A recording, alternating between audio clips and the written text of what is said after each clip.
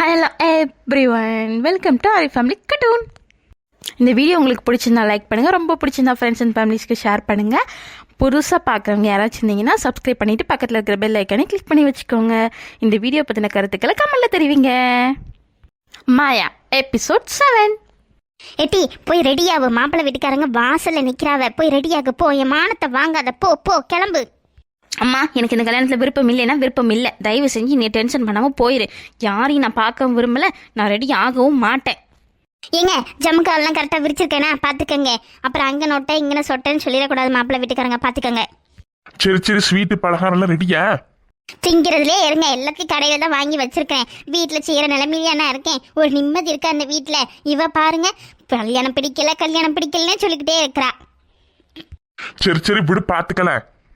மாப்பிள்ளை வீட்டுக்காரங்க வந்ததுலேருந்து வந்துட்டு போகிற வரைக்கும் அப்பாவும் பொண்ணு வாயை தரக்கூடாது. எதுனாலும் நானே பேசிக்கிறேன், புரிஞ்சுதா?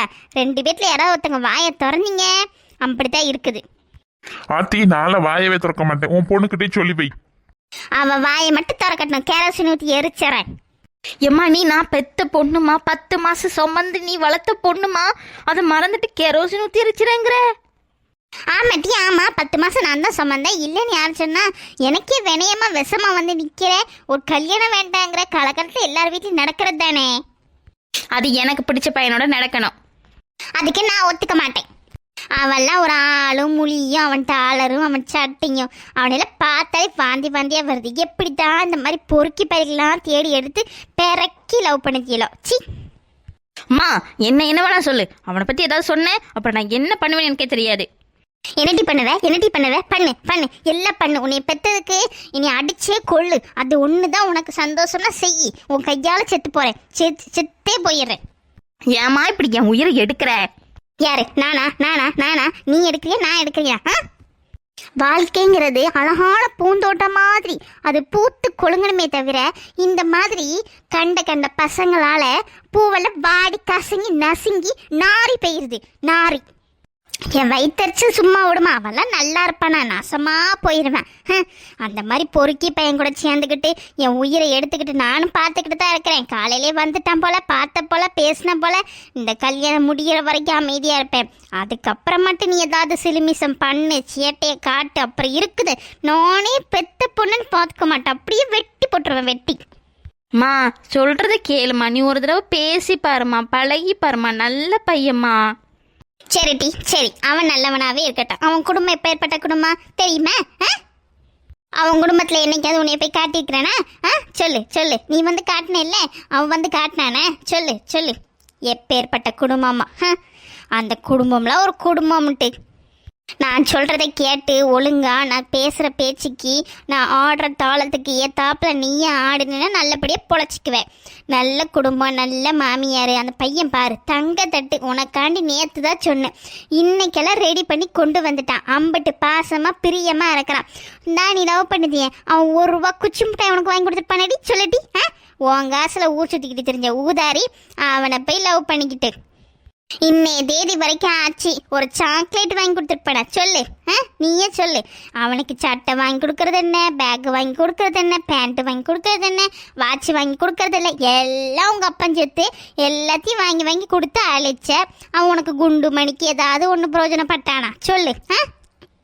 மா, அப்படிலாம் பேசாதம்மா. வேற எப்படி பேச சொல்ற? 1 வருஷம் ஆச்சு. இன்னைய தேதி வரைக்கும் வேலை வெட்டிக்கு போகாதவன் இதுக்கப்புறம் வேலைக்கு போய் உனக்கு கஞ்சி காய்ச்சி கொடுக்க போறேனாக்கா. கஞ்சிக்கும் கூழுக்குமே வழி இல்லாத குடும்பம். அது கூட பரவாயில்ல. அவன் ஏதோ வேலை வெட்டிக்கு போய் உனக்கு ஏதோ கூழோ கஞ்சியை குடிக்கிற அளவுக்காக அவன் வச்சிருந்தான்னா பரவாயில்ல. உன்னை வேலைக்கு அனுப்பி அவன் உட்காந்து திங்க போறான். இந்த குடும்பத்துக்கு நீ போக போற. வள கலகலாம் பேசாத. முதல்ல போய் ட்ரெஸ்ஸை மாத்து போ. சாரா, அம்மா சொல்றத கேளு, இல்ல அப்பா என்ன பண்ணுவேன்னு தெரியாது. பா, நீயுமாப்பா? போறியே இல்லை கழுத்து பிடிச்சி உள்ள தள்ளவா? போறேன். வாங்க. எங்க மாப்பிள்ளைய ஆளை காணோம்? நான் பின்னாடி தான் வரேன். தட்டு கொஞ்சம் கனமான தட்டா, அதான் கொஞ்சம் மெதுவாக நடந்து கீழே போட்டுறக்கூடாதுல்ல. புது தட்டு வேற, நல்ல பளபளன்னு இருக்கு. அதான் பார்த்து சூதானமா எடுத்துக்கிட்டு வரேன். ஆஹா, புதுசே வாங்கிட்டீங்களா? ஆமா, பின்ன நீங்க கேட்டீல்ல புதுசு வாங்காம விடுவோமா? எங்க பாத்தீங்களா, நல்ல வசதியான குடும்பம் போல. நம்ம நேத்து தான் கேட்டோம், புதுசாவே தங்க தொட்டு வாங்கிட்டு வந்துட்டாங்க. எவ்வளவு பெரிய குடும்பம் பாத்தீங்களா? இந்த மாதிரி ஒரு குடும்பத்துல வாக்கப்பட்டு போனா நம்ம பிள்ளை ஏதோ சந்தோஷமா இருக்கும். காசு பணத்தை விட ஒரு நல்ல மனுஷ மக்கங்க இருந்தா போதாதாங்க நமக்கு. நீ சொல்றதும் சரிதான்டி. கொஞ்சம் அமைதியா இரு. நல்லபடியா பேசி முடிச்சு சாராவை எப்படியாவது கட்டி வச்சிடலாம், சரியா? நானும் விசாரிச்சேன், நல்ல குடும்பம் தான். ஆனா வசதி எல்லாம் பெருசா இருக்கிற மாதிரி தெரியல. தங்கத்தட்டு எப்படி ஏற்பாடு பண்ணிருப்பாவன்னு எனக்கே கொஞ்சம் குழப்பமா தான் இருக்குது. கடனுடனே வாங்கி தங்கத்தட்டு வாங்கியிருப்பாவன்னு நினைக்கேன். என்னடா பூ பழம் எல்லாம் வாங்கிட்டு வந்துட்டு போல. உங்களுக்கு எப்படிப்பா தெரியும்? அதான் வாசல்ல வச்சு அவங்க கேட்டதுக்கு நீ உண்மைன்னு நின்றுக்கிட்டு இருந்தியே. அதான் இவ்வளவு லேட்டா பூப்பழம் தட்டை வாங்கிட்டு வர்றதுக்காண்டி ஓடி இருக்கிற. அதான் இவ்வளவு நேரம். அப்பவே நாங்க வந்துட்டோம். என்னடா ஆளை காணுமே நினைச்சேன். தட்டோட அங்கிட்டு இங்கிட்ட தெரியாததா எவனா திருடிட்டு போயிடப்பறான். நானாவது திருடங்கிட்ட விட்டுறதாவது. திருடிடுவானா என்ன மீறி? வெட்டிட மாட்ட வெட்டி. ஏக்கா பொண்ணு ரெடியா? அவிய எப்பதுலேருந்து கேட்டுக்கிட்டே கிடக்காவ. ரெடி ஆகிக்கிட்டு இருக்கா, அந்த ரூமுக்குள்ளதான் கிடக்கா, நீ போய் பாரு. ஏண்டா எனக்கு ஒரு சந்தேகம். என்னம்மா சந்தேகம்? அவிய கேட்டாவன் பூப்பழம் தட்டெல்லாம் வாங்கிட்டு வந்திருக்கியா? ஆமாம்மா, வாங்க வேண்டாமா? அவிய வாயை விட்டு கேட்டாவ. வாங்காம இருந்தா நம்ம மரியாதை என்ன ஆகுறது? வாங்காம இருந்திருந்தாவளும் நீ தானே கேட்பாவ. இதெல்லாம் சொல்லி நீ தானமா கூட்டிட்டு வரணும். நீ எனக்கு என்னன்னு இருந்த. சரி ஐயா பாவம் வாங்கிட்டு வரும், உன் மதிப்பையும் மரியாதையும் காப்பாத்தலாம்னு நினைச்சா நீ என்ன என்னையவே இப்படி பேசுற? பாராட்டமா இருந்தாலும் பரவாயில்ல, இப்படி திட்டுற. சரி சரி விடு விடு, நான் அதை பத்தி பேச வரல. ஆமா, நேத்து வருமா சோபா செட்டு அது இதுன்னு இருந்துச்சு. எல்லாத்தையும் பிள்ளை கல்யாண செலவுக்காண்டி வித்துட்டாவளோ? வெறும் சமக்காலத்தை போட்டு வச்சிருக்காவே. எட்டி நம்மளாம் ஒரு 10-15 பேர் கூட்டு வருவோம். சோபா செட்லாம் பத்தாதுன்னு எல்லாத்தையும் நகர்த்தி எங்கேயாவது வச்சிருப்பாவே. அதனால ஜமக்காலம் விரிச்சிருக்காவ. இது கூட உனக்கு தெரியாதக்கும். நான் தான் முதல்ல ஃபோன் பண்ணி சொல்லிட்டேன்ல, யார் வரமாட்டாவ, நானும் என் வீட்டுக்காரு என் பையன் மட்டும்தான் வாரம். பேசி முடிச்சிடலாம் தானே சொல்லியிருக்கிறேன். அதுக்கு எதுக்கு சோபா செட்லாம் எடுத்து போடணும், சமக்காலத்தெல்லாம் விரிக்கணும்? ஒருவேளை அவிய வீட்லேருந்து நிறைய பேர் வருவாங்களோ? எட்டி உனக்கு சோபா செட்லாம் ரொம்ப பிடிச்சி போச்சோ? அதான் சோபா செட்டுன்னு கேட்டுக்கிட்டே கிடைக்கியோ? அது இல்ல, நேத்து வந்தப்ப அதுல உட்காந்தனா நல்ல மெத்து இருந்துச்சு. நம்ம வீட்டுல உள்ளது கொஞ்சம் ஹார்டா இருக்குது.